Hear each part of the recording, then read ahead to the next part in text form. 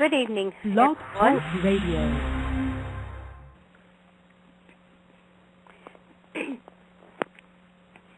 Hello and good afternoon, everyone.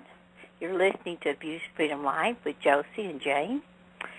We are here today to introduce someone that we've been looking forward to for a long time. And we've finally gotten someone that's brave enough and has come forward to share her story with all of you. But first, hello, Josie. Hey, Jane. It's been a pleasure. It's been a while, and I'm hoping that the listening audience is very appreciative of tonight's show. You know, we've always promised to come back when something important has come our way, and that time is now. Yes. This is probably the most important show we've done.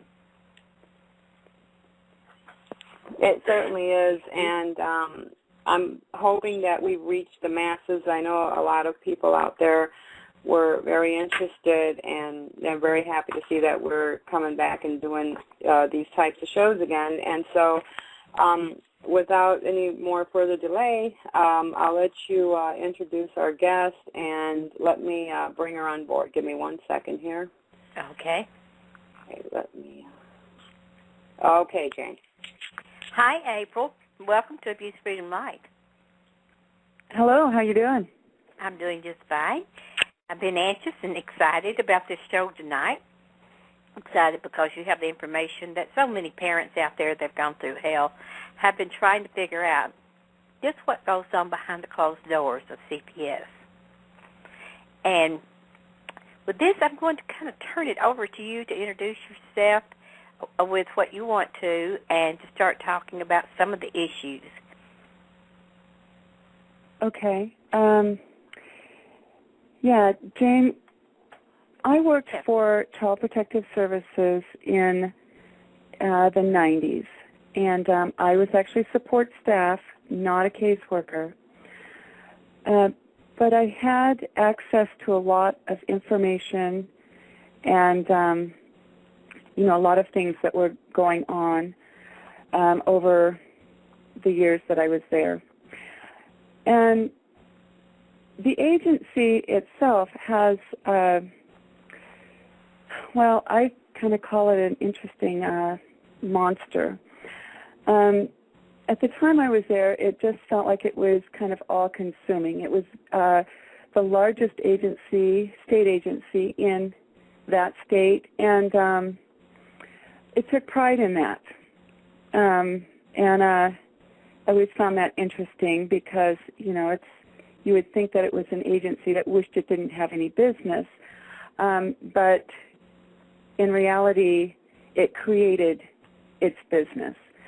I was actually kind of politely forewarned within probably the first couple of months that I worked there by another coworker that you didn't go against the agency, you didn't speak out against it, and those that did disappeared. And she went on to elaborate. Personally? She stated that personally, yes, that they disappeared, was her words. And then she said that one caseworker got fired and was unable to get a job, any other state job within that state. So not just within the agency, but any kind of state agency at all. The other caseworker she referred to, she said, and she just disappeared. And left that for me to fill in the blank. Okay. Mm-hmm. And this wasn't, pin me in the corner and, ream it down my throat. It was just in passing in conversation and just taking me under her wing and actually her and I being really good friends. I don't know if that was standard procedure or if she really liked me and wanted to give me a heads up right in the beginning of how things operated. When there was a child death of a foster child no one spoke of that in the office. Business was as usual, and I always found it rather odd how they would take children from parents that did use drugs and then drug the children in foster care, and some to the degree of death. And I know that there was a lot that we wanted to cover tonight, but I just wanted to give you a little bit of my background and my beginnings there with the agency. I did have more access than most to the computer system and to a lot of different jobs that go on. You have to understand, within this agency, the support staff was given a very small part of the puzzle, so to speak. So their jobs usually were very specific, and they only seen one part of it, like one person doing payroll, one person dealing with the money that comes in with children for when they take children into custody. If they have any kind of money that is attached to them, Social Security, trusts, anything, any way there's money for that children, that goes to the state. When the child is out of the custody of the state, whatever money is left over is supposed to go back with that child. That doesn't happen. Somehow the state figures out how to use up their money, okay? So you have one person that deals with just that aspect. You have the referrals that come in and the process those go through. Well, there's a lot of different steps that goes through. So you just have people that have just a very small part of that puzzle.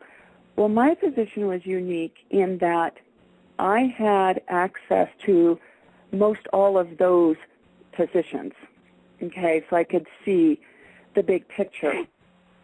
And now I didn't work really directly on any cases with caseworkers, so I didn't know, how they come to their conclusion on how to handle situations. But there was a lot of extremes, and I couldn't figure this out for a long time on why they were leaving some children in homes and why they were so determined on removing children. And the pattern I was seeing was that if a child was not placeable, they used this word placeable, which meant if they were not adoptable, then they would do whatever they could to leave those children in that home because they didn't want them. If a child was adoptable, then they really wanted those children because once the state adopted out those children, they got a set amount of federal funds. What did they deem unadoptable, April? Say that again? What did they deem unadoptable? Well, children that people wouldn't want to adopt. So if they were like extremely, yes, usually really sexually abused. If these kids could not be sold out there on the market, they didn't want them. And since they dealt with children on this daily basis, they knew what those criteria was. That's another thing too. One of my positions I did for a while was actually setting up, coordinating where children would go on to, like the news or, like a little ad. It was just a short little blip, but I would have to coordinate with the caseworker, with the agency. And it was usually went through a different agency that the child was actually through because they didn't want parents to see their children being advertised. So, parents, they would see their children being advertised. Can you blame them? I mean, No. Hello. Most certainly not. Now, there was some that had relinquished their parental rights willingly. That was very rare. and a lot of times they would get them to do that with false promises. So they'd say, well, your children will go to your parents or to your aunt or whomever. And so they would get parents to relinquish their parental rights, and then the agency just does with the children what they want. They're not bound by any law that I could find, because there was judges that would tell them specifically what to do pertaining to children, and the agency, and I'm going to say, probably assuming that this is spearheaded by the caseworker. The caseworkers would go ahead and do whatever they wanted, and there was no accountability. So an example, I knew of a young girl, I think she was 14, maybe 15, when she had a baby. She did not have a drug problem. She did not have an alcohol problem. So she was not eligible for any local services. Well, she was homeless and went to a local counseling center within the city. They called Child Protective Services. They came and took that baby from her. It was about 2 months old, I think. She was a nursing mom. She was very focused around this little baby. And the caseworker showed up with police in hand and stole that baby from her and left a 14-year-old girl on the streets that took her baby. The judge ordered that caseworker to put the mother into the foster home with her baby so they could be together, and that never happened, and that baby was adopted out. And there was no repercussions for going against what the judge said. Now, you have to also understand is that the courts, family courts, are not legal courts, okay? No one is sworn in, or at least in the state I know of. When you go to court before a juvenile court for your children, there is no one sworn in, so no one has to tell the truth. And no one has to follow what is being said because it's not a legal binding court. Just 1 second. Josie, can you hear me? Yeah, I hear you. Okay. I'm going to let you ask her a question about what she's talking about. You knowing more about that? Yeah, my question would be, do you believe it would be the same for the majority of states where these judges do not swear in, and the workers, if you could tell us a little bit about their training and where do they get their information from? I noticed that a lot of workers are only, maybe they have an associate's degree. They don't have any expertise. So how do they know if a child is being abused or abandoned or neglected if they don't have the capabilities or the experience to be able to make such a determination? And then I have another question for you, which would be... Let me answer let's that go with one those first. Okay. Yeah, okay. Now, from all I have to go on is my experience, of course. Mm-hmm. I have not been in juvenile court in another state, so I cannot answer that. But it's very simple to go in and watch what is happening. So if judges aren't sworn in, if witnesses aren't sworn in, caseworkers are not sworn in, okay, that's what happens in the state that I'm familiar with. They don't have any of that going on. Okay, and as far as their training, I really don't know what training is required, except I do know when I went through my orientation, when I got the job, it was like a 3-day, 5-day, it's been so many years now, I can't remember, but went to this training, and it was all support staff and caseworkers orientation, okay? What I was hearing over and over again in that was these new caseworkers were asking, but where's our guidelines? What are the rules? And the answers were, you use your own judgment. Okay? You have to decide in case-by-case situation what you basically want to do in that situation. Okay? So here these caseworkers, over and over again, we're going, but, it doesn't make sense. And it does not make sense. It did not make sense to them. It didn't make sense to me. But here you have these people going in probably really wanting to do what's right. They don't understand the monster they're going to work for. So it's wide open when they come in. And as far as what the minimum requirement for education is, I don't really know. I have not researched that to know. The other like something would be like, let's say a kid is sexually abused. Do you think they would tell them, like, okay, well, if it's a sexual abuse case, don't take those cases involving incest or sexual battery because otherwise we're going to have to deal with criminal courts and people don't want these kids? Do they ever say things like that? I never heard anything like that said. Now, there is another part to the education or their rules, whatever they go by. There are, at the time I was there, in the state I was in, there was 3-ring binders, and probably, maybe, 8, 10 of them. And one of the jobs I did was update those notebooks. And that was done on, at least a weekly basis. There were new inserts. I'd have to pull the old, stick the new in. Now, those sat in my office.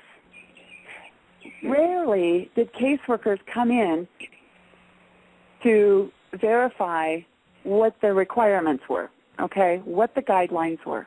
There were some. There was a few that would come in and try to figure out situations, but it was very rarely. And it was constantly changing. So I have no idea how they kept up with it, other than they didn't, and they just did whatever they wanted. Okay.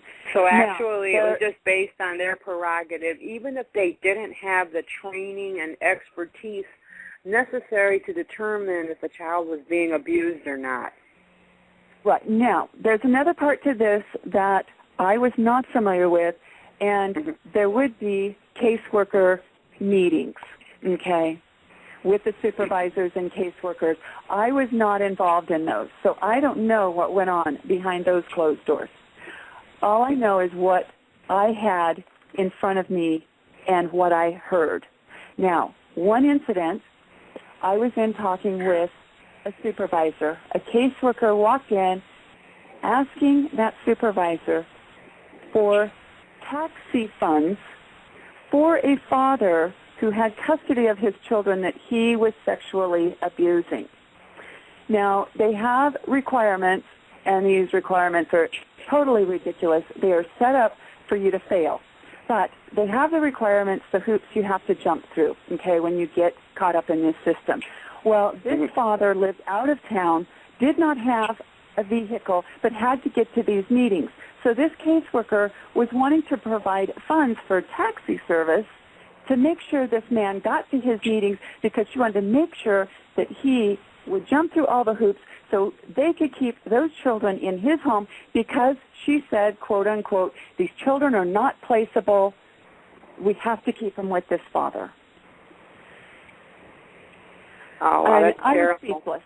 I was speechless. I'm just going, holy crap! What, I'm going to ask you another question. Talking about that, did you learn anything about what they were doing to the moms? How they were taking the children away from the moms that were protective, that, where the children had been sexually abused? And they would take them to the doctor, the police, report to the police, and the next thing they knew, the children were being taken away from them, and they would end up being with the father where the incest was happening in the home. I have a very dear friend of mine who actually ended up moving from the state she was in. Now, I was not involved in her case. I met her afterwards, and I kind of knew the paper trail. She was a foreigner. She was like a mail-order bride to an older, wealthy man, and she had 2 little girls. Well, she walked in on him sexually molesting these 2 very little girls. She did not understand our system. She thought if she could get a divorce, the girls would be safe. Of course, that doesn't work. And the state she was in took custody of those 2 little girls. She ended up now, by the grace of God, I think that a caseworker helped her kidnap her own children because they were terminating her parental rights, and they were going to put those 2 little girls in the custody of the father. But a caseworker basically helped her kidnap her own children during a visit. Having no choice, right? I mean, let me tell you, there must be some pretty brave social workers out there that they see and their hands are tied, and they have to do the unthinkable as well as on either end, you know. Right. She basically, looked the other way, was distracted, whatever, while that mother left the playground during a visit, the park, I guess it was, during a visit, and had somebody close at hand to get her out of there. And she had to walk away from her brand new... What's that? I hope and pray that they are all right. They are. They're actually grown now. One is married, and I still have contact with them. I'm like a second mom to those girls because the mother did raise them on her own. The father did end up dying, and good. But she had to leave. Brand new home she had built, her car, her everything, and just take what she could carry with her and her girls. So I know that sort of thing happens. I did not over every single day. And see, that's what I hear. I have heard lots of stories like that. I did not actually, witness that kind of paperwork going through the office. Now, what I did witness. Did you ever hear anything from a caseworker or anyone that dealt with anything of that sort? No, not through the agency that I worked with. Okay, and one of the things you have to realize too is that even, being in the same building with all these people that are supposed to be working together for our families and our children, but they are so segregated. I mean, everybody, and it's just very rarely did you actually, pick up on conversation or, get the information. I know one incident where I had the branch manager bring me referrals and told me to close them. Normally those referrals have a process to go through and end up in baskets and out baskets and la-di-da, whatever. But she hand-delivered these to me and said, Debbie, you need to close these. I said, I got, there was like 6 of them, 7 of them, and what it was a situation that was happening in a foster home, okay? All right. That foster home, the foster father was being inappropriate with the little girls in the home. And, I had to go through this paperwork and close this stuff out. And what had happened was the boys in the home were telling the things that they seen him do with the little girls. Now, he wasn't bothering the boys, but it was the little girls in the home. The foster mother actually came into the agency and requested that their home be closed due to what her husband was doing. Okay, I had all the documentation sitting here in front of me. Nobody talked to me about this. Now, the caseworker, supervisor, whomever it was that spoke with the foster mom, convinced her to remain open. after that, all they put in was little girls under the age of 3 years old, because under 3's testimony is not admissible in court. Okay, are you catching on to what I'm saying there, that this agency set up to happen in a foster home? They want foster homes to abuse children, and sexually is much easier. So they on purpose put them in homes where they know that they're sexual abusers. So what you're saying is they want them to purposely sexually abuse the children so that they could, put services in the home, or make them a special needs child, or? To justify their actions, I think, because when they would pull children out of homes, they have to have a reason that they took them, right?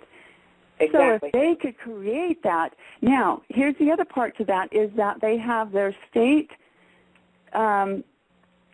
state-paid psychologists, psychiatrists, whatever they're working with, those professional people, quote unquote, they have them hired, and they will state when a child does come forward and say that they have been sexually abused. And now there's all kinds of conditioning and everything, prodding and everything. It can go over, weeks and weeks, months, whatever it takes to get this child to finally admit to this. Most of the time, that child, now I don't know the percentage of this or anything, but what I've seen was when the child did say someone molested them and they pointed the finger at a foster parent, then that professional would state that the child was portraying the abuse from their biological parent onto their foster parent because it's safer for the child. You mean, in other words, they would blame the biological father of the abuse when it was actually the foster father that was doing it? Yes. Yes, and they would have the credentials behind them to state that this is true. Another thing you have to realize is that whatever goes into a case file is the truth, okay? That becomes fact, no matter what it is. That's their truth. It's not the truth. It's their truth. It's not the truth, but it is what becomes basically etched in stone, and for them, that is what is real. And so even with the courts, with everything else, whatever goes into that case file, there is no questioning it. And so caseworkers put in whatever they want. They even have ways of wording things to make, one parent look worse than the other when both parents may be doing the same thing. They'll say, something like, well, this one parent, I don't know, example may be a drug abuser versus an addict. Okay, they know how to use this wording so they can almost put the blame onto one. And a lot of times they put most of the blame onto the mothers and kind of gloss over the fathers. Do you know why they're doing this? Well, I know that it's an agency that just feeds on itself. It wants to, I just seen it wanted to just be bigger and bigger and more powerful. And so they have created generational clutter, you might say. So, and one of the processes is to place a child in a foster home and then move them so there's no bonding time. I'm sure you're aware of we're human beings, animals, and that we bond. We need to bond. Well, that bonding process can be broken at a very young age, and all through with children. So they don't give them time to bond with any foster parents, families, or anything, and they just break that. And so then when the child becomes grown and have their own children, they don't have that bonding process. So it's really easy for them to end up being, neglectful or whatever, and it just creates this vicious cycle generation after generation. Do you know if they mark the families, like, internally? Do they have, like, an internal structure? Like, let's say I took Betty's kids away, and now when Betty's kids grow up, they have, like, a target. I had seen on a document, on a school document, where it'll say DCF on it. And when I asked what that was about, they were like, well, that meant that family was in the system. It's like alerting the schools, hey, this child was in the system, and if they misbehave or anything, we're going to report them to the system again. Yeah, and there's this whole process that's happening, I know, in this particular state. I'm sure it's probably nationwide. I hate to think that, but from, the time a child is born, there's an evaluation done. Is the mother single? What's the age of the mother? What's their income? All these things that they check mark against you.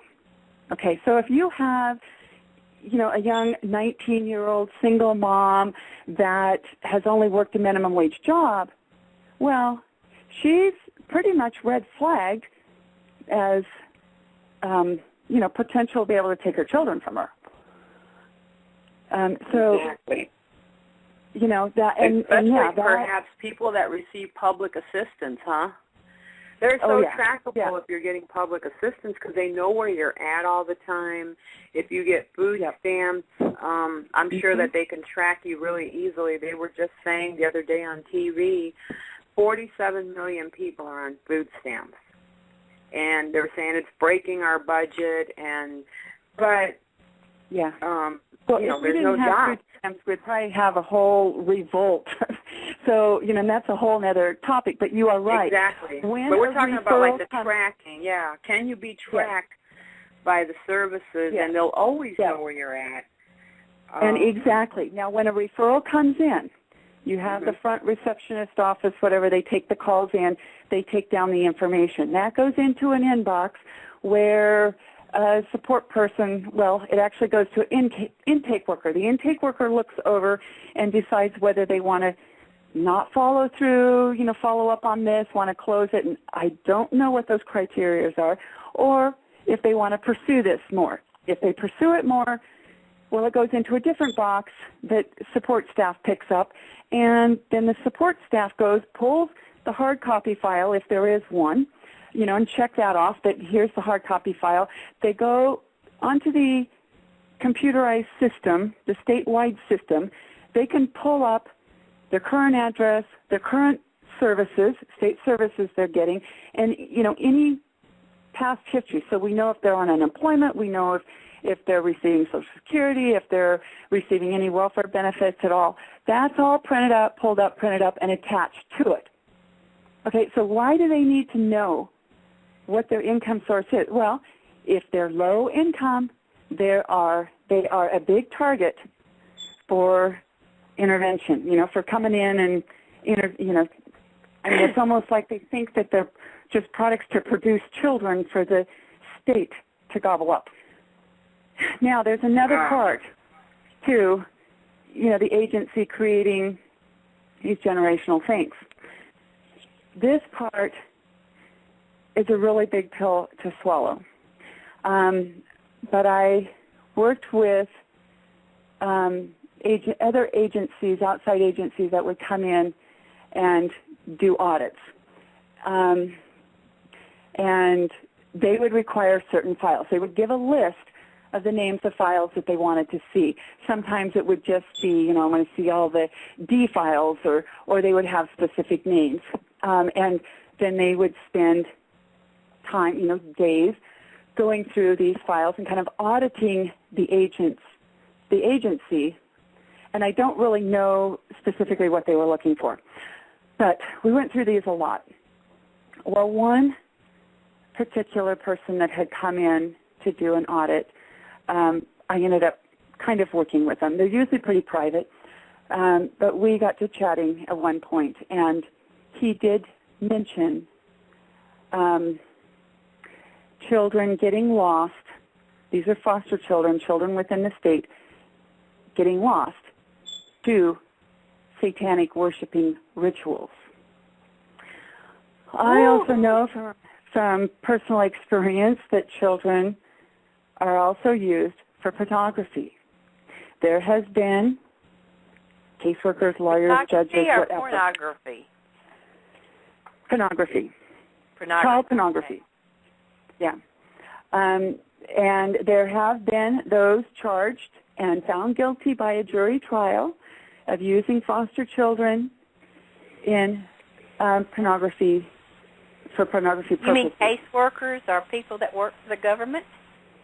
I mean, Yeah. they don't work for the government. They work for themselves. And that's something else, too, we want to add on down the line to get into is the fact that we spoke about this. They're not a government agency.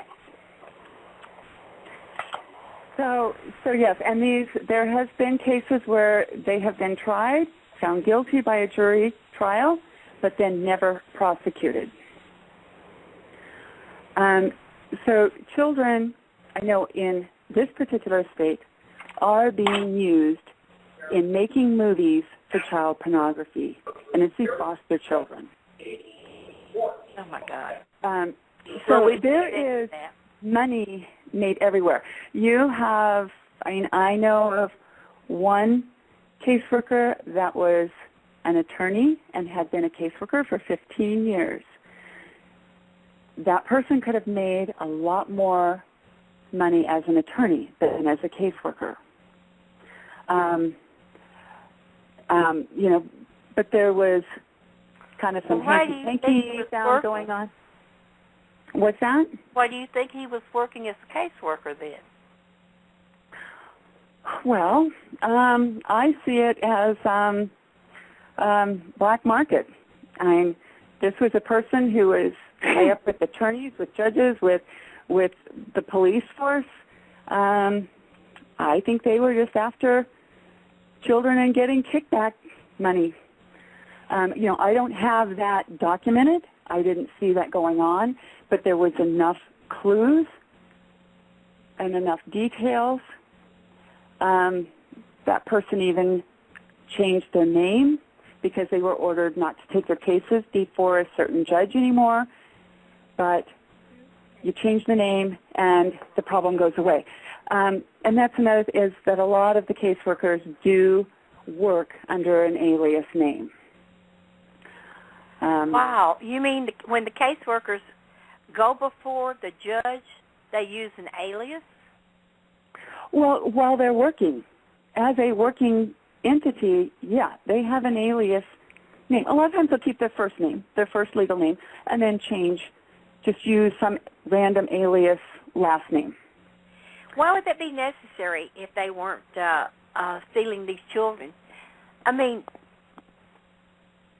when we had our conversation, I remember something about they have a school where they teach the caseworkers how to write up. Even the judges tell them how to write up their cases. Okay, and that doesn't surprise me. I know, but I thought we had a conversation pertaining to the judges telling the caseworkers how to write up their cases. I don't think that was me. Okay. But, I did touch on earlier that there are different ways things are worded, and they are deliberately worded certain ways in case files. Things are exaggerated. Things are blatantly lied about. And like I said, once it gets in that case file, you play heck trying to change that, even if you can get access to your case file.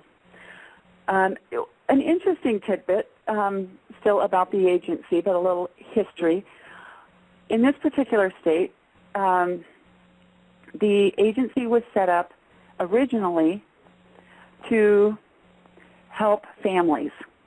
Okay. Now I ended up in a project that I had to go back and do a lot of archiving of old files, and a lot of these case files I was having to read through to decipher which, where they needed to be categorized. And so I just found it really interesting in the really old case, the referral would have, like housekeeping, child care. I can't remember the different categories, but, they have different categories that get checked. Well, protective services fell under other. So there'd be an other line, and if that was checked, then they would have to hand right in protective services. Okay, because the agency originally set up where, say, a mother had surgery and didn't have any outside help, a caseworker could come in, cook meals, clean house, tend to these children, transport the children to school, whatever needs were needed temporarily to help this family get through. That's what it was originally set up to do in this particular state. Okay, now protective services is at the top of the list, and 98% of them, that's what it's checkmarked. You certainly aren't going to have caseworkers go in and wash anybody's dishes anymore. It just, they just didn't have it. And so that was a real eye-opener for me on how that monster evolved. So the original agency was actually there to help families, right? Which it doesn't anymore. It's just tearing them apart. Until someone discovered a way to do it easier and just take the people's children and sell them off. Well, there's a lot more money to be made that way. How much do you think they make per child that is adopted? They say it's $3,000 and $5,000 under Title IV. How much do you believe it would be? I have heard rumors that it's more like $100,000 per child. Big difference. Wow. Yeah. Now the other part is in this particular state, at the time that I was working for them, I used to know these percentages. Don't quote me on this, but it was like a very, very high percentage of the children that were being adopted out, like 70% of them, 80%, I can't quite remember what that number was going to homosexual homes. Okay, when our state population of homosexuals is 3%, why are all these children being sold into homosexual homes? What about pedophile homes? I don't know. See, that's more what I think it would be more apt to do, unless they use that terminology, to give them a way of knowing where the children were placed. Now, I've heard a lot of information about how they were being given and sold into pedophile cults. Well, I actually know of one situation. I was really close to this person who was female, and she was a dyke. She was abusive to her women. She was a drug user. Not a whole lot into alcohol stuff, but I grew up with this person. Well, she ended up in the process of adopting her sister's baby because her sister was in prison. So she was going to adopt this child. Well, that child had spiral break, leg, one incident, a broken arm, another incident at 18 months old. The Child Protective Services Agency continued to work with her, with everyone fighting them something terribly to get that child away from her. She was in 3 different drug rehab programs within the year and dropped out of every one. She had moved 10 times or something. She just had no stability. And the agency now this continued. Was a homosexual, right? Yes, and they continued to work, until everybody who knew were just having a screaming fit. And it actually went public, and at that point, they ended up letting the grandparents adopt that boy. But they were trying to push it through no matter what it took. And here you have a homosexual who's homeless, who's a drug addict, and who is abusive. And for a year, they fought like crazy to try to keep that child Was that with child this being sexually abused? No, physically, though. But that's another thing. So anytime I've had people saying, well, what's the best way to adopt a child from the state? I always say, tell them you're homosexual. You'll get put at the top of the list. Well, that is a case in point where the woman was mentally ill. She wasn't just a lesbian. She was mentally ill. Right. I mean, you know, not all of them are mentally ill. This woman was mentally ill. And they kept letting her stay there, the child stay there. It's a miracle that the child lived. But and that's the thing. That was the criteria. They go into good homes where there's good parents, and they haven't hurt their children. There might be a neighbor that didn't like the way that, let's say they just didn't like their next-door neighbor. So all they have to do is make this anonymous, quote, phone call to CPS, and they'll come and take the children away. And they make a lot of money off that child. When they walk through the door, they know they're going to take the child. They know that they're going to get that child. Whether there's anything wrong or not, they're going to take the child. Right? Yeah. Well, yeah. I mean, and I don't know, really what the criteria was, other than what always came back was the child was adoptable. That's what they put on the record, though. I don't know that it was unless they've been sexually abused. In that case, what did they put on there? Well, in that case, they usually really wanted to work with the abusers to keep the children in the home. With the abuser? Okay. With the abuser. Not with the good parent or the protective parent, but with the abuser. That's why all the abusers are getting the children. How do they? Are they still in the? When they give the child to the abuser, do they still stay in the picture? The agency? Yeah. Well, if that person can jump through all the hoops and complete everything, the cases get closed. Now, there is retention dates, okay? And so those records do get closed, but if there's another issue that comes up, then it's opened back up again. So you'd see, one that maybe just had one issue and would go years with no problems. I don't really know what the history was. I don't know, because they don't put in the record, yes, this child is adoptable, let's go kidnap it, it's very subtle. Right. But then there are the files I was wondering that are to teach. There's files. Sorry, go ahead. That's why I was wondering if there were classes to teach the caseworkers what to put down on the papers when they went, what wording to use on the paper. The only thing I know was the caseworkers that were most in question were the ones that had the largest caseloads, that had the most recognition, had their pictures posted on the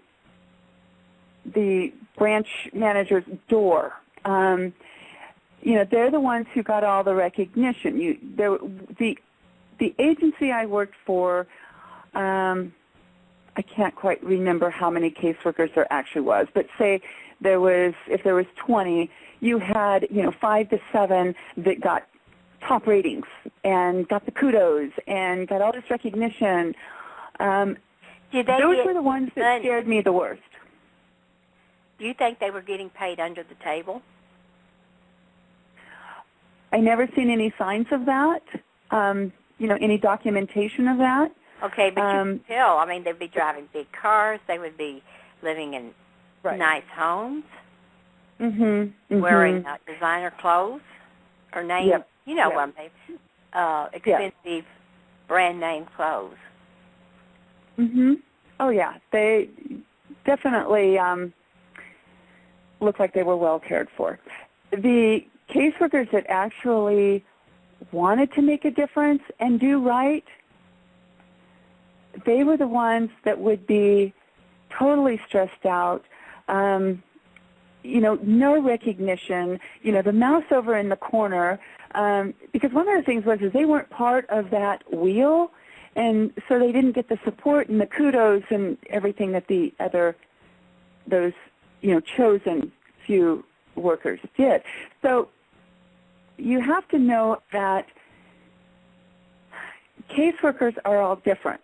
Okay, there's different categories of them. There's the ones that got into the field because they really think they can make a difference, and they're the ones that are the most disillusioned when they get in there and they're wanting to do a good job. Then you have the ones that, kind of realize, maybe went into it for that, but realize that, it just doesn't work like that, and so they just go through the motions. Then you've got the ones that must be getting kickback somehow and that are really thriving on how that monster works. They're really into feeding it and really into getting the kickbacks from it. And what those are, I don't really know. But I definitely seen differences in your workers. And one of the things that they do is when there was any kind of questionable abuse in a foster home, and those referrals would come in and there would actually be, hard copy documentation of that, well, their solution is to move the child out of that home and that issue is resolved. Now, there's a term that they used, and I can't remember right off the top of my head what that was, but that's what they do, is remove the children if there's an issue, and so then feel that case closed because the issue isn't there anymore. Even though it may be abuse coming from a foster parent onto a child, which most likely it always was, they would just move the child that was squawking about it. And then that referral against that foster home goes into the child's case file and not into the foster home case file. Okay? I have a good question for you. I want to ask you this question. Maybe you have the answer. I say it every time I'm online. I want to know if you have the answer. Why are the cases in the name of the children and not the parents? If the parents are the ones being alleged abuse, they're the ones who are being alleged a crime, not the child. And the case always, we can't find other men and women who have this problem because we don't know who they are, because all of the cases are in the children's name and not the parent's name. See, they say it's to protect the child. But if you were protecting a child, why would you open a case to begin with in the child's name instead of the parent's name? See, if you open a case in the parent's name, you're not going to know automatically off the bat which child it was or their names or anything like that. But they say, we seal this file to protect the child, but it's the parents that are being accused of the crime and not the children. Yeah, well, what I know that happens in this state, and there has been, people in general, organizations, whatever, I don't know the powers to be, that have been trying to get law passed where the agency has to come up with a crime that the parent committed.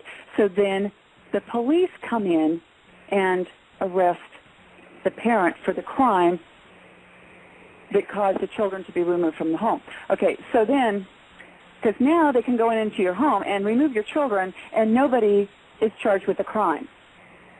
They make allegations, they make reports, all this stuff. And see, the agency is fighting against this process because then that would give the parent their day in court with a jury trial because they were charged with a crime. Exactly. So this is one of the things that all states need to look at and all states need to get set up, is that if children are being removed from a parent, the parent needs to be charged with a crime.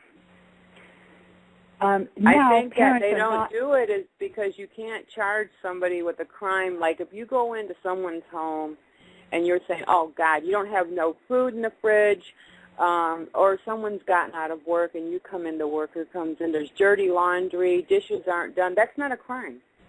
That's just untidy housekeeping for whatever reason. The mom could be at work. Now, if you were to come in the places littered everywhere with feces, I mean, I've seen it all, dirty, filthy, then you can probably charge them probably with some kind of a first, second, or third degree misdemeanor crime for neglect. But I noticed that each time they don't use cameras to prove that the house is dirty. They don't use any type of video recordings. They don't want you to record them when they come in to your home. If you, like, at one point, I recall a worker stopping in, and they'll say, I want to speak to your child, and I'll pull out a recorder, and they're like, no, you cannot record. And I said, oh, yes, I can. I need to know why you're here, or they don't want you to record them. They don't want you to record your house so that when they come over, you could show your house was kept or whatever. So why are you here? Because the majority of the times when they're coming in, it's to look for. I've seen it's like a 70 to 80% of the cases being neglect, and if that's the case, they don't want it recorded. They don't want the conversations recorded that you have with the workers. And no one's charged with the crime, yet I tell these parents, you're being punished with a punishment that something is taken from you, yet you're never charged with a crime, and your name is put on this list. Your case is open for 99 years, your rights are terminated, but you've never been charged with a crime, and you've had your rights terminated. Your human parental rights, and they'll say it's because, and leaving your case open for an entire year, they're building a case against you. They don't even have a case against you, yet they leave your case open for a whole year.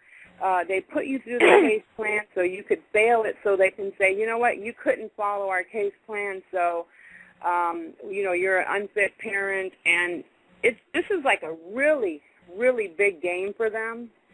I don't know who taught them, but whatever the system mechanism is that's teaching these social workers, it's a diabolical. It is a mechanism to destroy and rip apart families, putting them in pedophile homes or any home where they have this category where the children should be hurt so they can get the special needs money. I mean, this has to be all a system devised by somebody pretty diabolical in the psychological field. Yeah, yep. And, you have to follow the money. And that's what I always say is follow the money. This agency has gotten bigger and bigger. It's consuming more and more and requiring more. And, so it's the same thing I was saying. It's creating its clients. It's guaranteeing its future. And I don't know how to stop that. Other than if people had to actually be charged for a crime and the documentation be done, like you say, video recordings, pictures, all of this stuff done as evidence, then they wouldn't be able to just walk in to a family court, illegal court, that and just because they wrote it down in the case file, it's now fact. I mean, the caseworker walks in, oh, yeah, I went into the home, I took the children because of neglect. Oh, the parents neglected. Well, they don't have to have any evidence of that. They just have to say it. Okay. So exactly. There's a 613 number online. Okay. I wanted to also ask, do you know anything about the judges? Not a whole lot. I just know one thing I read up recently. I found some kind of a code where it says that the judges are not allowed to interfere with the department's decisions. So I'm like, why are these judges sitting here then on the bench if they're not allowed to interfere or intervene? And I've heard a judge say it from her own mouth, but let me see. You said 613? I think that was it. Or 316? Oh, 613. No, I don't have a 613. Okay. But I do have a 724 that's on hold. Maybe they have a question. Okay. Let me see. Let's see. 724, you're on the air live with the Abuse Freedom Live show. Do you have a question or a comment? Yes, I do. You had said just about a minute ago that there is a code to the judges that they are to go along with the CPS report. They're not allowed to intervene at all. That they're not allowed to. tell. So, in other words, they can go through a court hearing that takes 2 years, and they're going to give the same decision that the caseworker gave, correct? Exactly. So what I understand from this, because I asked for an interpretation from an attorney that's a public defender who told me never to say it was her, that what that means is that this agency was given the overall power over the children, and the judges are only allowed to oversee the administration. That means that when you're going to court and you think that the judge is sitting there being impartial, that he or she is only there to ensure that the agency is following proper policy and procedure over the entire case and not abusing that child's rights. It has nothing to do with you. It has nothing to do with the decisions that are being made on your child. It has nothing to do with, they do look at the case plan, though, like, say, they put like 1,000 things. They only want to make sure that that agency comes in and says, guess what, so-and-so did what they were supposed to do on the case plan, or they didn't. They can lie or do whatever they want to. The judge cannot overrule what they want. I got on the line at 8:30. I didn't hear who you are. April is her name. Hi, April. And are you a former CPS caseworker? No, I was only support staff. Okay. Yeah. And so what you're saying is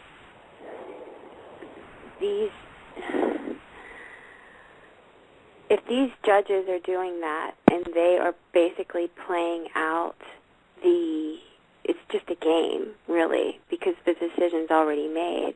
And then you said, another woman who was speaking earlier, you said that a case will be closed, and as long as the person who was accused of doing the abuse jumps through all the proper hoops, the case will be closed. But then you started to say something about there's something else that opens up or can open up. Well, those records are then kept, of course, and if another referral comes in, then, that case file's all reopened again. Okay. And so if somebody is, let's say that there is a father who was accused of neglecting and being inappropriate, borderline sexually inappropriate with a child, and caught doing it. And the caseworker, so this case was opened, and then the caseworker initially goes along with the mother who's accused the father of doing this, and then changes her tune very quickly and writes a completely different report that favors the father suddenly. If that case were to be reopened, what might happen? We're talking about hardcore evidence. I'm talking nanny cam footage, catching the father seriously neglecting and being inappropriate with the child, and it being held and kept out of court by the judge, would not look at it, refused to look at it, refused to adhere to doctor's letters saying, oh my God, I looked at this is terrible, and total refusal. What if that case was brought up again? What if that were brought out more and it had been, please? Okay, that kind of evidence occasionally there are photos that'll be in the case file. If there is, audio or video, now I'm only speaking about when I was there, and this has been a long time ago, but those were supposed to be they were supposed to what? I'm sorry, the phone broke up. Those are supposed to be what?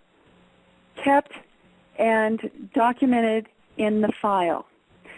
One of the things, though, you have to remember is that if a legal party, the person, like the parent, whatever, comes in to request to see the records, well, I think you have you have to submit your application. It takes 3 days for them to prepare those records for you. And they cross out whatever information they don't want you to have. Yes.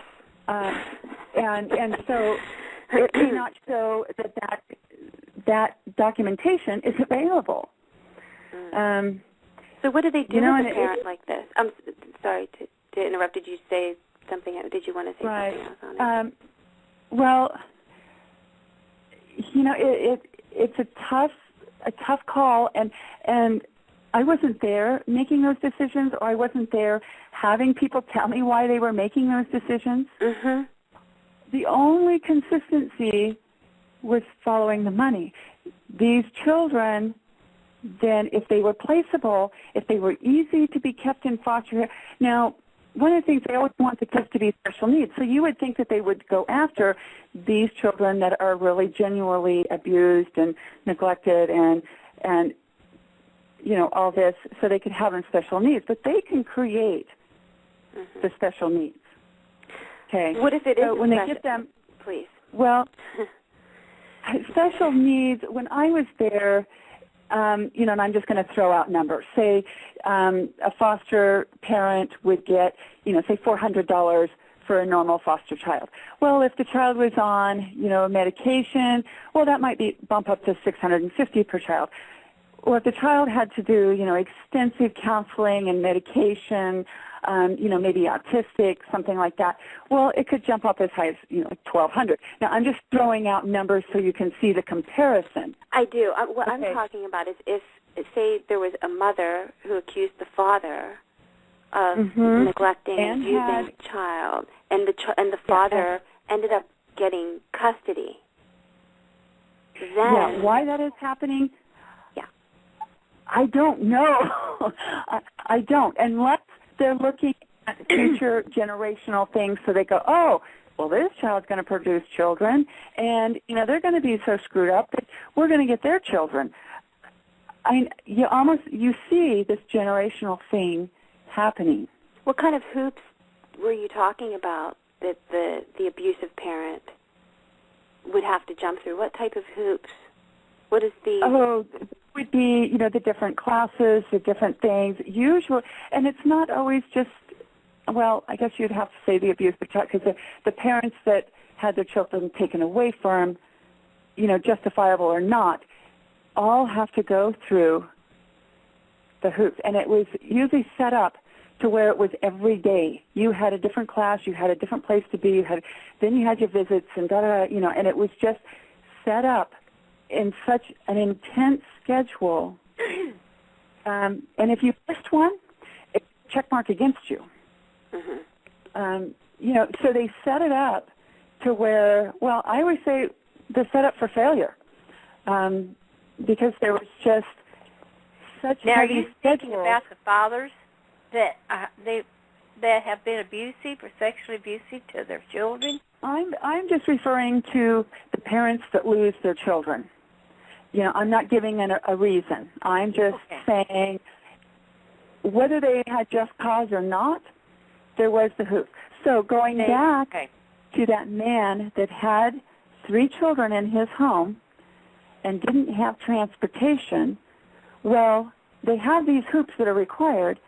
So for him, they were going to provide transportation to go get him and make sure he got to his classes and jumped through his hoops and was able to get to his visits. I mean, this is like on a daily basis. So they were going to make sure that he would not fail, because they didn't want his children. They were not placeable. So they would, and they also probably made extra money from all of the services that they were putting for him, probably through some other type of grant or programs, kickbacks. But it seems like every time they base their decision, it's based on who or how they're going to get paid. Right.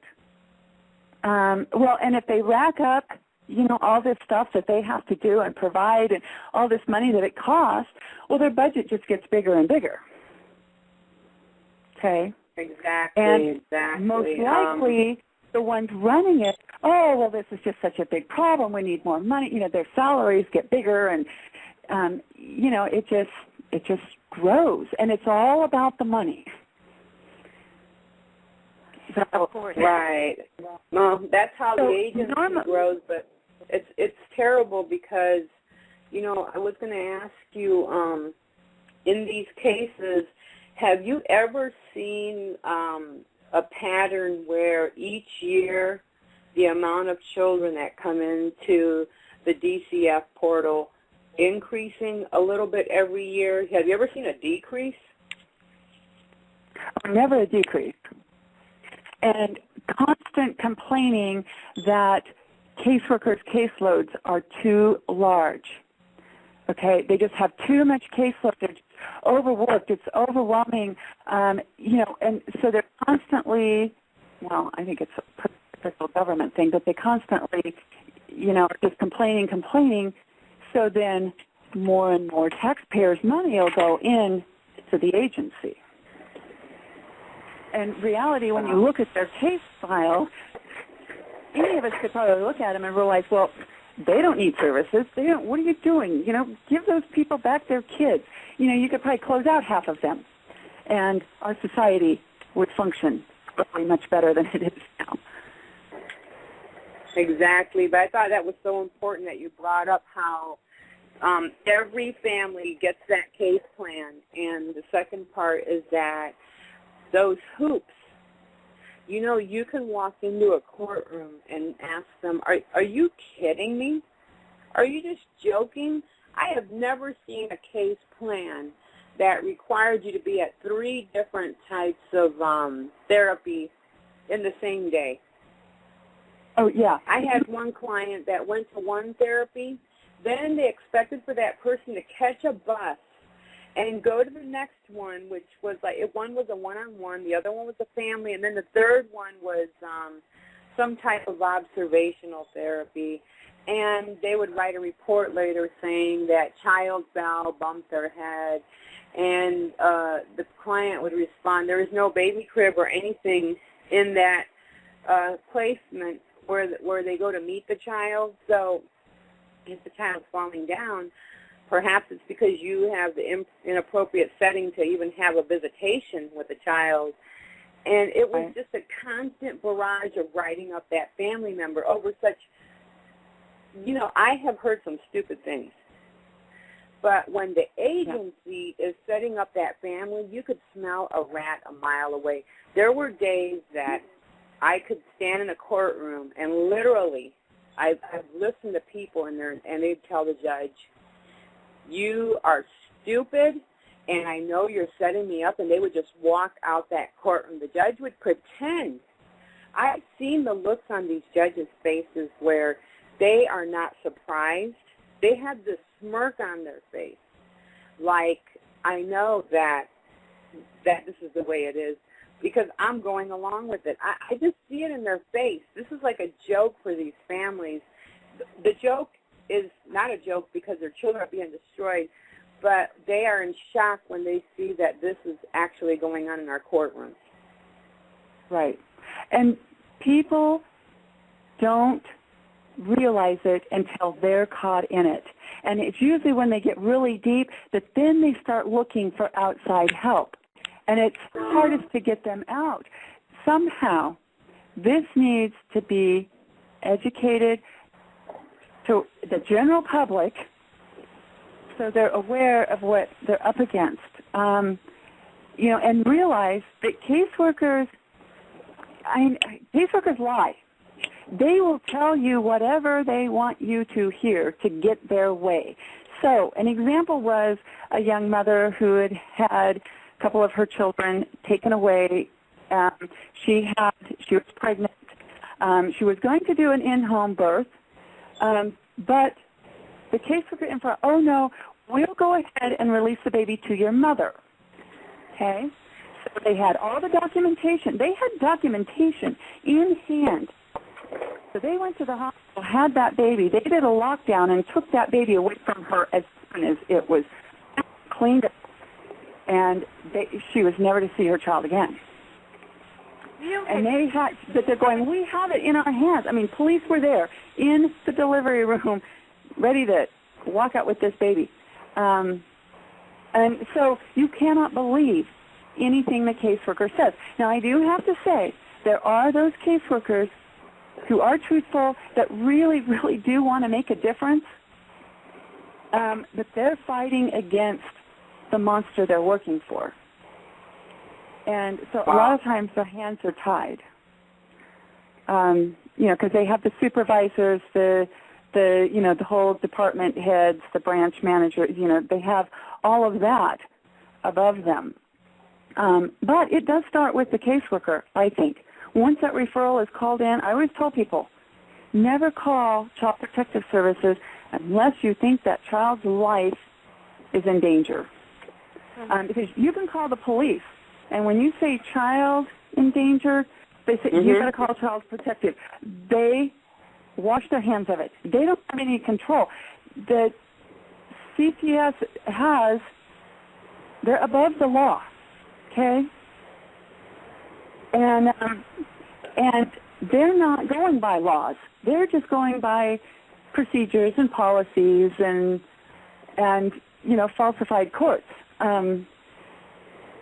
So, back to when I first started there and in orientation in these caseworkers going, but please give us our guidelines.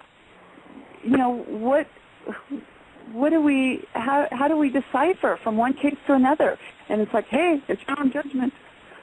And so the caseworkers that have been in there the longest and the most successful are the ones you want to watch out for. Excuse me, I wanted to ask you a question. When they call children special needs, if they don't have a special need, when they take the children from the parents, they start drugging them. Yes. And they do this why?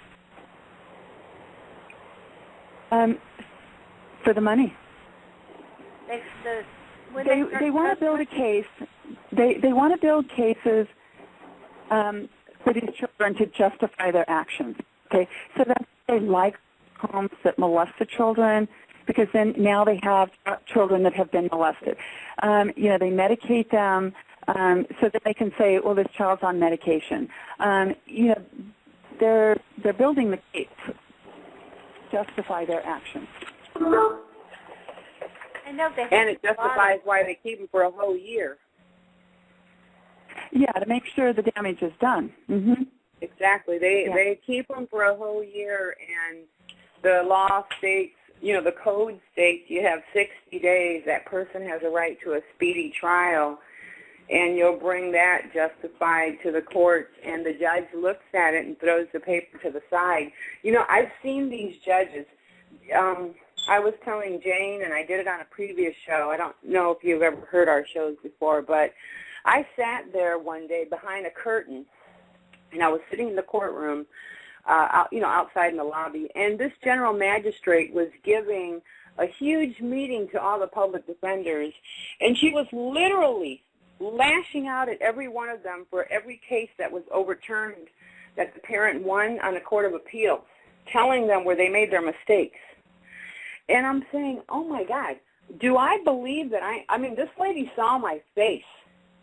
And when she saw me, she literally choked because she knew she had to give that meeting, and I was sitting right behind that curtain.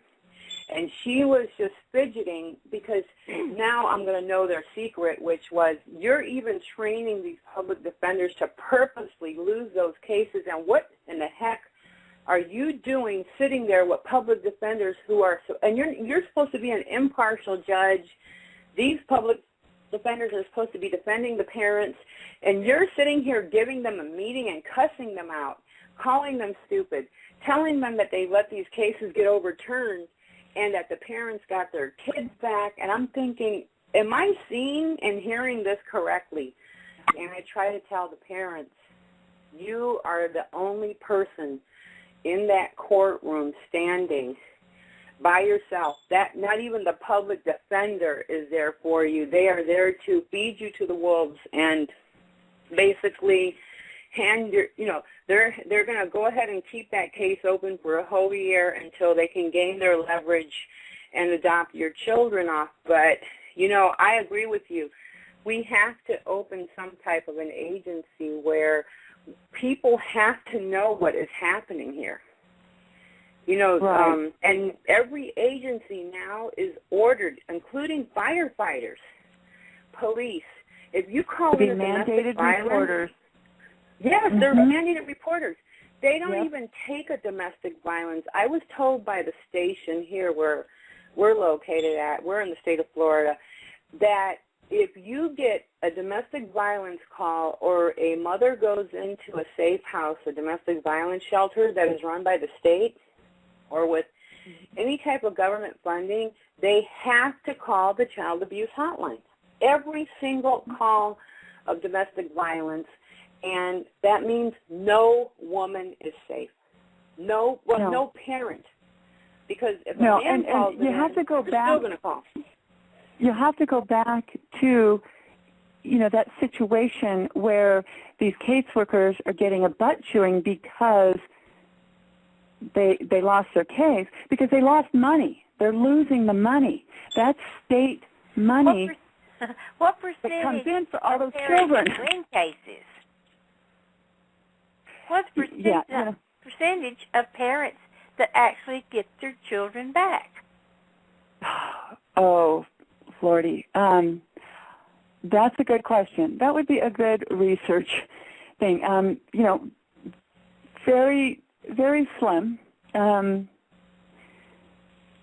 it is a game. You had said game. There is definitely the game playing going on. The agency does not care about children, does not care about families. It only cares about numbers. So Okay? what you're when it saying counts is, up in the order to money's do up. anything with this, we have to follow the money. We need to find out who's getting the money and why. I know pharmaceutical companies are making a lot of money from these foster children. Now, that much we do know. What about the fact that, I think, Jane, did you tell me that you said CPS is really not a government agency? Okay, let her answer that question. Okay. April? Yes. I don't know about that. That's news to me because now I did deal with some of the budget, and I worked straight out of the head state government offices. Okay, now I was thinking the other day you said that they were a corporation, not a government agency. Well, this particular state is a corporate state. Okay. Now I don't know about every other state. You might want to, take a look and see.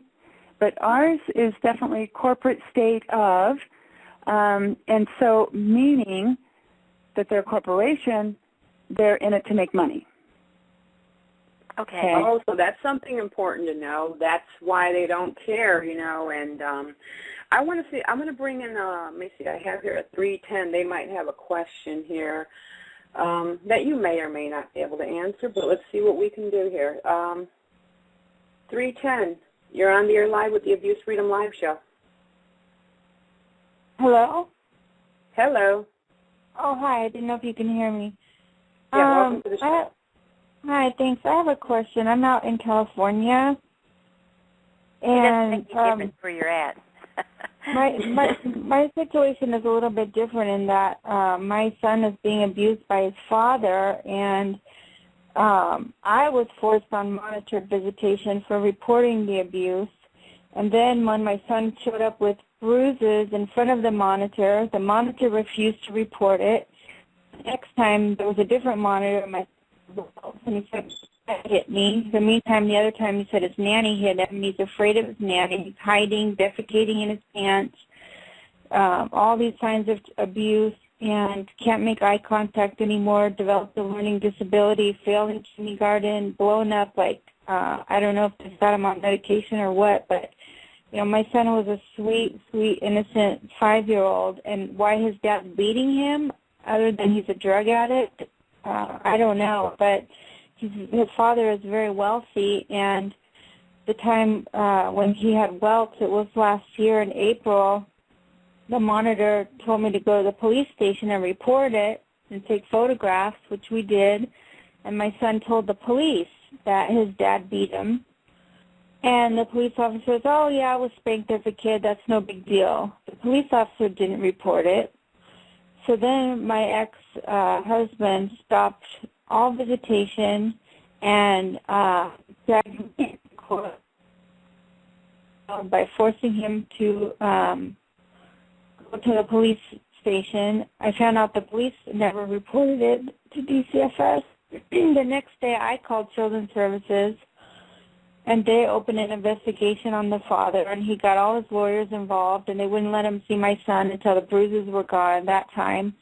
And then my son said that time his dad never hit him. Then his dad said he did hit him that day, but he's not going to do it anymore because now he talked to his lawyers, and he's not going to hit him, but he probably would test positive for drugs, but his lawyer told him he's not going to test. And next thing you know, I have a 5-year restraining order against me for reporting child abuse. My son still has no help. He's still living in the house where he's being beaten, abused, and probably molested because there was molestation signs before that when he was 3.5. And, you know, Children's Services... Did he end up with a child? Yes, he did, and the Children's Services says it was inconclusive. And I called up over there, and I said, listen, and before I had called many years ago, and they said, oh, you're making all these false reports. Well, they weren't false. This most recent one was inconclusive for physical abuse and neglect of the father. And, you know, the guy's using drugs. He submits to Children's Services. My son told the police and a monitor and a mandated reporter that his dad's beating him.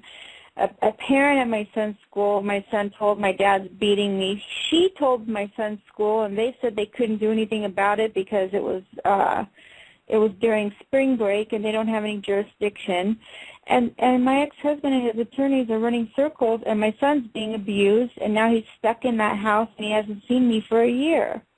So, you know, as far as what's going on, maybe it's too much money involved from the father that they won't take the kid from him.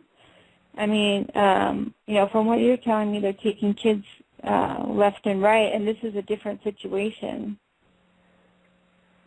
So my son's being abused. His dad's sticking his hand inside his butthole. I mean, this is from other witnesses that have nothing to do with me. And my son's living there, and Children's Service knows all about it, and they haven't done anything about it. Well, I'm going to put you on hold for 1 second, 310, so she can answer that question or give you a little bit of insight or what her opinion would be on that matter. And thank you for your call. Hold on 1 second. Okay, April. Okay. And, you know, this is the craziness with the agency. I think she did touch on part of it. He is wealthy. He's got the finances to fight. So that could make it, you know, a little extra work for the agency to try to deal with. Having money eliminates one of those check marks against you, you know, that I was referring to, the list that they go through. So if you're in poverty, you know, that's a check mark against you. Well, that has been removed.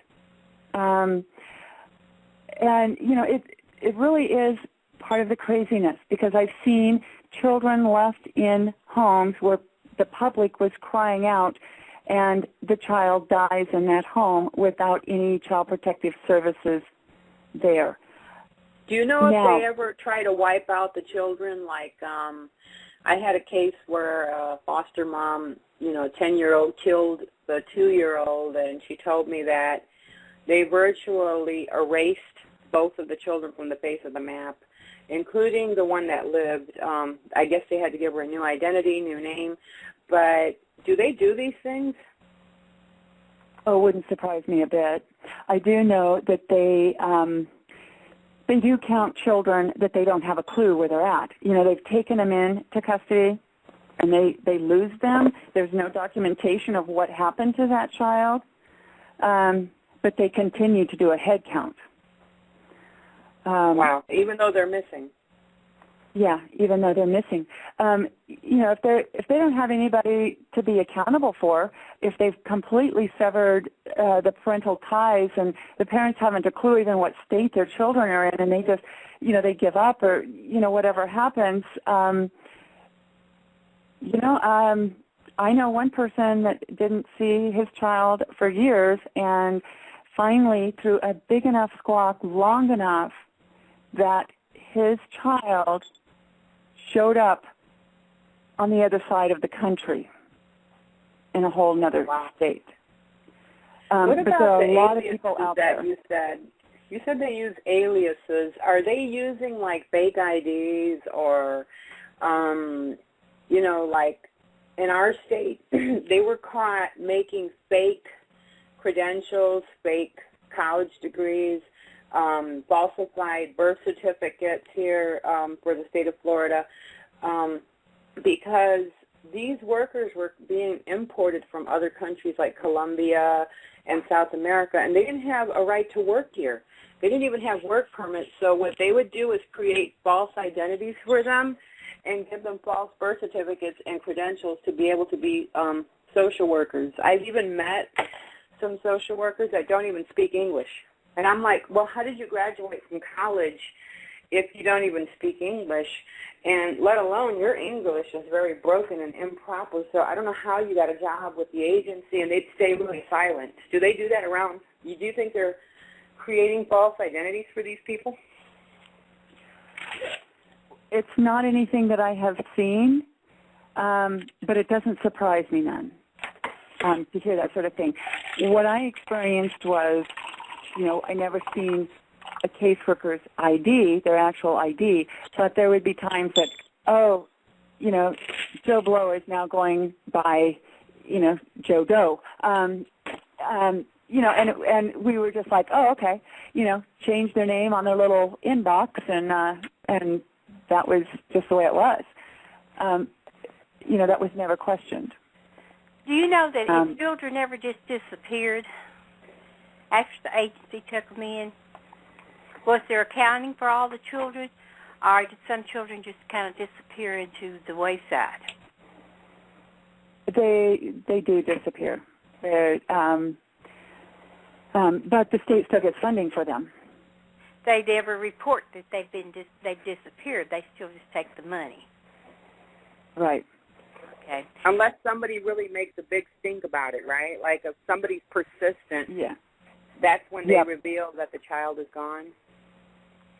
I remember seeing in one area of Los Angeles at one time, over 500 children just disappeared. Unaccounted for foster children. Yeah, it doesn't surprise me. Children there's money to be made. I mean, I barely touched on the whole pornography ring thing, but, I'm sure there's a bunch of weirdos out there that will pay a lot of money for really perverted films being made and whatnot. It's illegal, but, hey, I guess, it's always more expensive when it's illegal. And so do you think that more of the children that have been sexually abused are sold into that area? They're sold the pedophile cults? Yeah, I would have to think so. I mean, if the child is conditioned for that sort of behavior, then, they will participate better. I know one situation where a foster mother who was also a school teacher made a film of a foster child while they were dancing naked and masturbating, along with whatever else. I don't know. So that child has to be conditioned to know how to perform. We know this really horrible, and I mean really horrific thing about it is more money is spent on child pornography in the United States than any donations to help the children.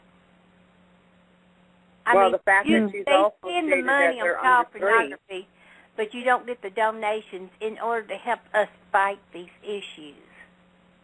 People don't want to donate to help us fight it. They give it to the large organizations.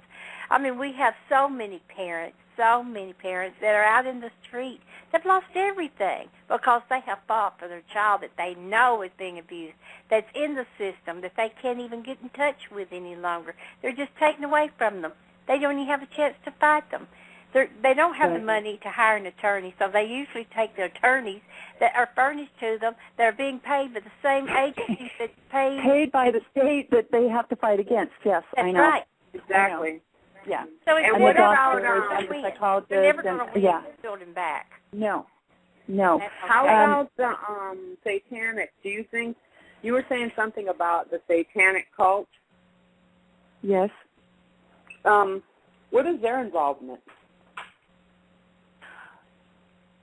I don't know, other than I was just told a lot of the children, these foster children, disappear through satanic worshiping.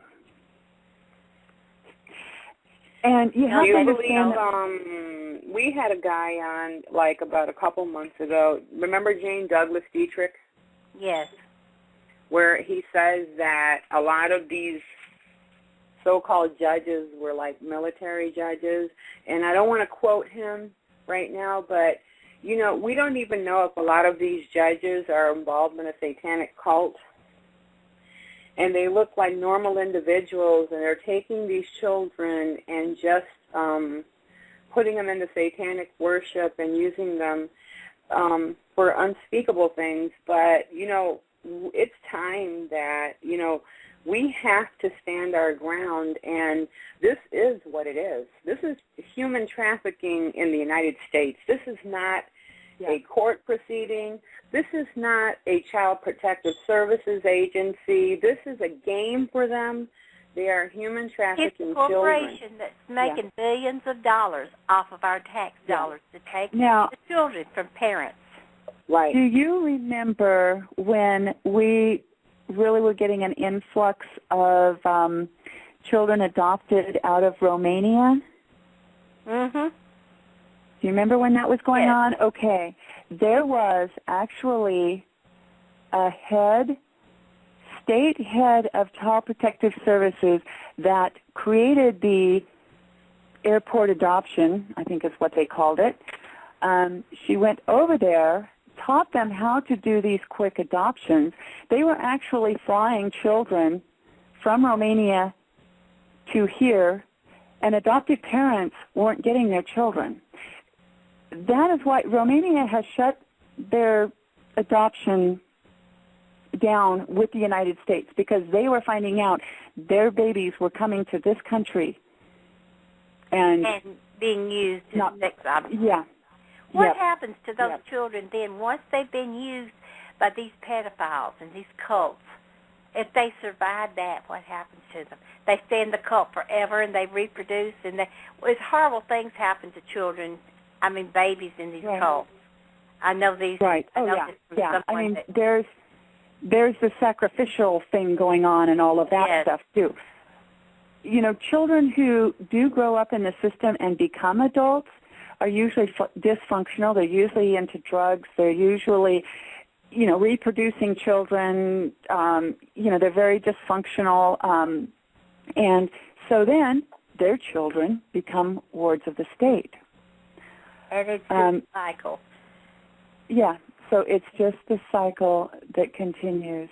And well, in order to do you have any idea, in order to bring any of this down, how can it be done? Well, the one thing I see that could make a big difference is if the states would pass laws that the parents have to be charged with a crime. Okay? So then their cases would be heard. There are many, many parents that never get to see a juvenile judge. No, not at all. They'll be lucky to get a case plan that is nearly impossible for them to complete. But that's the thing, is if they're charged with a crime, then they have a case. They get their day in court. But most parents are like, oh, no, you don't want to be charged with crimes. Well, yes, you do, because then you're going to get your day in court, and you're going to get a jury trial. You will be in amongst your peers. Okay, that's probably the number one thing that would make a really big difference. Yeah, that's why they're not getting a trial right now. A lot of parents will come on to our show and they'll say, ma'am, you don't know what you're talking about. They won't even give us a trial. You know why you're not getting a trial? Because you've not committed a crime. They're stealing your children, people, and that is the bottom line. The judges are playing a game. Yeah, they're just taking them. They're just taking the children. I would take that little case plan and tell them where to shove it where the sun don't shine. And it even says on some of the documentation on codes and statutes that your taking the case plan does not constitute an admission to committing the alleged allegation against you, but that if you don't want to do the case plan, then we can automatically come in and terminate your parental rights, but based on what? You can ask that question to a judge 1,000,000 times, and they'll look at you like you're stupid, and you'll say it again. Based on what are you taking my children away of? You haven't proven anything in this court of law because it's not a court of law. Yes, it's not a court of law, so they don't have to follow law. Exactly. If they're not a governmental agency, if they're not a government agency, they're just a corporation that receives money, like any corporation that applies and they have a good reason they can receive the monies, then why is it that we cannot do anything with them? Because it's a huge monster. I don't know. Exactly. I just, it's true what you're saying. It is a huge monster, and the only way that these families are going to be able to get out alive is running away with the children and having an underground railroad like we had a long time ago for the slaves. Yeah. We would have to create an underground railroad for moms and dads who are trying to get away from a monster to start a whole new life. Well, we used to have one. We did have one that stretched from what happened to it? Coast to coast. A very, very wealthy man, multi-millionaire man, was an abuser, and his wife and children. This was just for sexually abused children that were not being protected by the states, and so they ended up in the underground. And he threatened the head of the organization, threatened her life and her family, and she had to shut it down to protect her family. But yeah, we used to have one that actually worked quite well. There was a lot of people involved. You had a lot of attorneys and doctors, and so these people could get medical care and families, homes that would take them in, it was actually set up pretty well, but it no longer exists. It's pretty sad. It's pretty sad. And they recognize the fact that these kids were abused. These doctors recognized that these children were being abused. And that's what happens in the end, is that you have a bunch of physicians, therapists, and psychologists sitting here with these courts and lying through their teeth. And I know many of you parents that have been through this, you would know this, that when your child, if you do get them back, you notice that your child has changed. They're not the same child when they come back home. They're dysfunctional. They're on so many pills when they come home, and you're thinking, oh, my God, I have a brand-new child to work with. And that's another failure in itself, because you're getting home, the child's getting home after months of being in foster care, and the child's on so many different medications. It's not even the same child. It's like they come home and they hate you. They think that you've abandoned them. They tell them so many lies about the parents. They don't even love their parents anymore when they get home. They've been through so much abuse.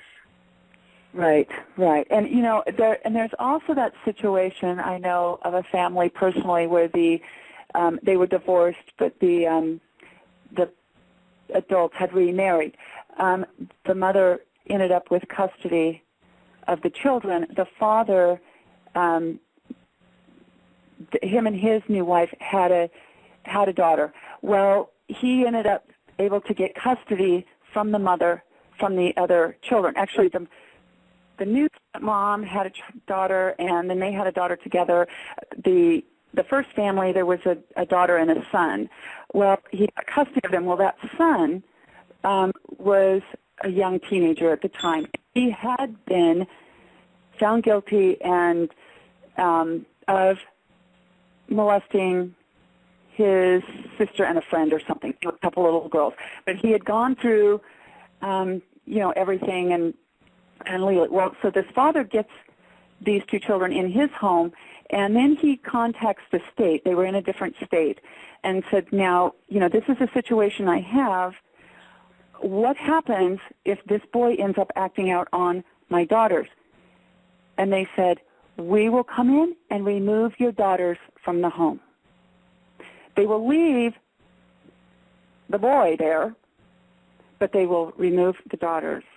He ended up having to send his son back to the state he came from because he couldn't take a chance on losing all of his daughters, the innocent ones. Wow. So, it's not like there would be, consequences for this boy's behavior, but the girls would be punished. So they target 3 and under. The workers go based, you said the workers go based on their own knowledge or their own presumptions. And 3 and under is because of what reason again, that they target 3 and under? 3 and under's testimony isn't admissible in court. Okay. That's for you families that are getting in, you didn't hear the beginning of the show and you're just getting here. Ms. April was giving out information on who, the age range that they target, which is 3 and under, why they target 3 and under. Basically, that the workers, there is a policy and procedure handbook that gets exchanged every week. She was taking out documentation and adding new ones almost every week when the policies would change. Workers rarely went to the books to even look at the policies. They went based on their own presumptions of what they would define abuse, how they saw abuse. If they felt it wasn't abusive, then it wasn't abusive. But, the they families, made up abuse. I mean, they made up they made up the abuse. And they were told what they could use as abuse, and it would give a reason. They could put it down. The parents couldn't prove that they hadn't done it. No, and they have, their state-paid doctors that will state that the abuse came from the parent, no matter what the child says it came from. Right, okay. Like you say, if it was the foster parent, the doctor will say it was really the biological. They're just using that to feel more comfortable. Too difficult for a child to admit their parents abused them. See, Do we have even any if more the child questions? We still have 10 minutes here. Let me see if anyone else has a question or something that they want to say about their state, something that they know regarding CPS. Hold on one second here. Hold on one second. 316. Do you have a question or a comment for our guest tonight? 316? Hello, 316. You're on the air live with Abuse Freedom. You have a question or comment for our guest tonight? Oh, is that me? Yes. That's you. Hi. That's you, my dear. Hi. I've been listening to all of this. I wondered if she feels that the federal government is aware of what all is going in the states, in the courts and everything. That's a good question. And I don't have an answer for that. If they're not a government agency, they don't have to report to them, do they? Well, they do. I mean, they are going under the state government profile, and they are receiving federal funds. And you have to know, too, that anytime any kind of organization receives federal funds, be it, our public school system or any, government agencies, they don't just hand that money out for free. Mm-hmm. They have to jump through, they have to implement some sort of a program. What that is with Child Protective Services, I don't know. That would be an interesting thing to find out, because as you know, in our public school systems, if they receive federal money, then they have to implement some sort of a program, whether it be fluoridation for teeth or some, silly thing that doesn't pertain to education. So now with the Child Protective Services receiving money, federal money, there's got to be something that agency has to implement to receive that money, and I don't know what that is. Well, see, they have to implement, they call it encompassing all of the federal requirements in order to receive the funds.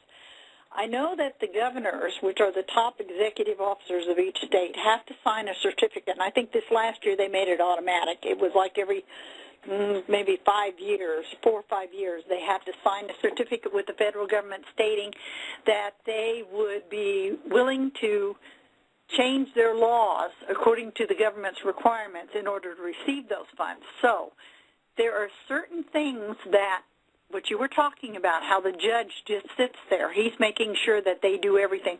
The child was legally removed, that there was an investigation. There has to be an investigation before that child is removed. They don't do that. There has to be a reasonable efforts, services offered before that child is removed to maintain that family unit. They're not doing that. He's just like got a little checklist, and he's just end up rubber stamping, just like you said. Yeah. But law enforcement, when they take a child, I was just reading here a couple of months ago that the federal government states that law enforcement officer cannot say the social worker told him to remove that child. He has to document probable cause, what he actually saw that made it an emergency to remove that child. Otherwise, the social worker has to get a court order to remove the child. But this is all, when they're not doing this, not only the way you're talking tonight, it's all child trafficking, of course, but they're not meeting the requirements of the federal government. The taxpayer is paying for all of this. Then these states should not be receiving the funds they're receiving from the federal government. Now, I listened one day, and it's out there on the Children and Families Committee, Senator Mikulski in Washington, D.C., she's the chair, and they were concerned about the Sandusky case and how so many children are being sexually abused and not being reported. And I believe it was Blumberg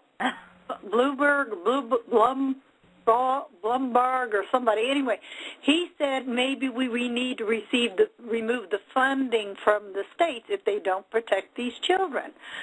I'm wondering if they even know that the children... Well, yeah. How can they not know?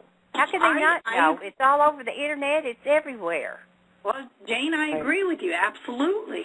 But, I mean, they're acting as if they don't know, or they're not aware that it's, they're paying out all this money, and these people are not even following the law here.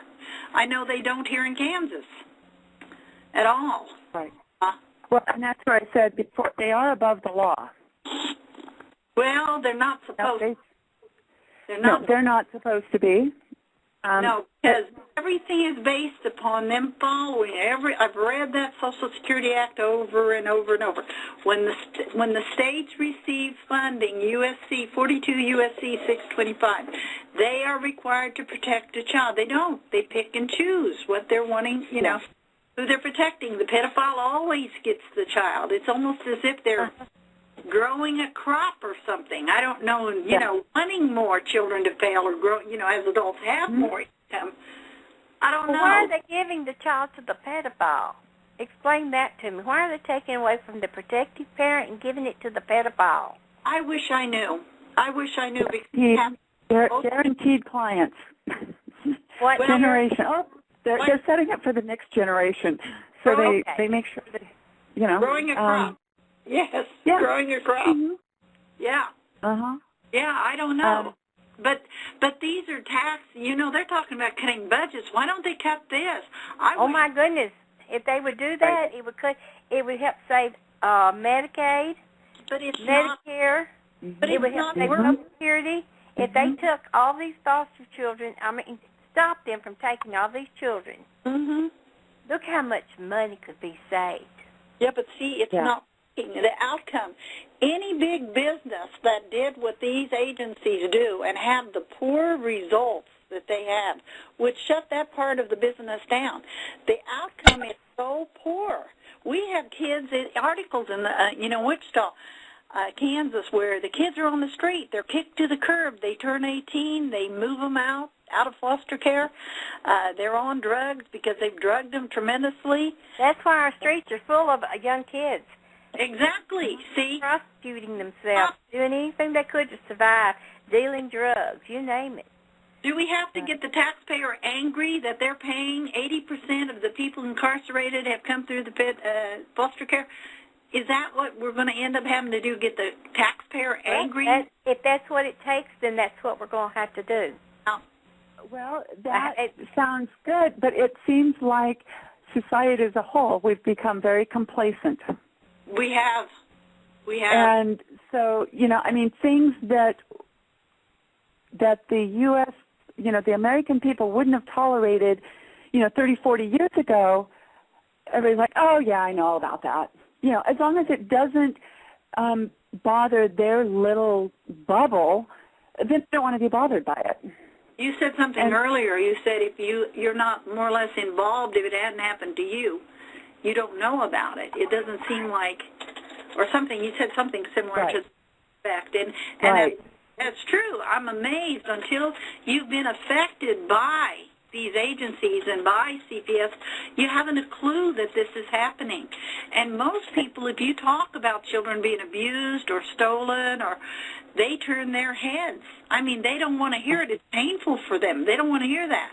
So then you've got to find something to tell them that's going to upset them about something else, So, for example, if you post a picture of a child that's been abused, post it on Facebook or send it out in an email, you get all kinds of remarks about, oh, I can't look at this. Please take this down. It's a fact. But yes, when we have these, our children, they've been stolen. We have 1 minute. Sold to pedophiles. We have 1 minute remaining, Jane. Oh, already? Yeah, already. So fast. Okay, well, I'm going to wrap up by saying I think that getting private party grant money somehow to start organizations of somehow that would be out there to offer services to families, non-judgmental. If you've got a drug problem, if you need help, something in that aspects where there's help available to come into the homes and help families where they don't have the fear of the state coming in and ripping their families apart.